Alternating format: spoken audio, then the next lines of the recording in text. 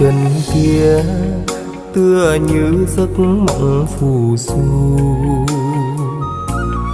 Cuộc đời ta tựa cơn mộng du thoáng qua.